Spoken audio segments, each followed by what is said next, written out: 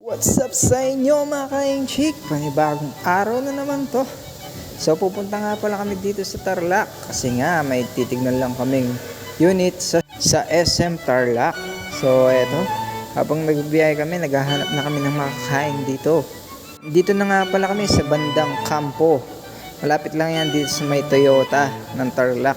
General Sir Villano A. Aquino pala yung pangalan ng kampo na yon. So eto, meron na pala kaming nakitang kainan. So marami palang pagkain dito. May pares, may tapsi, may halo-halo, may dessert, iba-iba. So dito lang yan sa Julius Mangantana. Along the highway lang po yan dito sa Tarlac.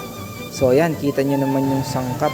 Purong baka, ang lalaki pa ng slice. At ito po yung pinakamasarap dyan, yung halo-halo nila na Julius. Marami palang flavor yan. At yung pagkagawa ng yelo nila, tignan mo yung texture, para siyang scramble. Syempre, titikman na natin yan. Pandan check, ang sarap, idol. Gulaman check, masarap talaga, idol. Ito, nakarating na nga kami dito sa SM Tarlac. Ito nga pala yung naka-showroom mode namin na BYD. Kung gusto nyong bumili, punta lang kayo dyan.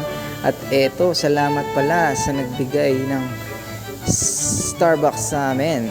Ayan, thank you po Sir Henry. Ito, tamang chill lang yung unit namin dito. Nakasaksak lang yan. At eto, pauwi na kami.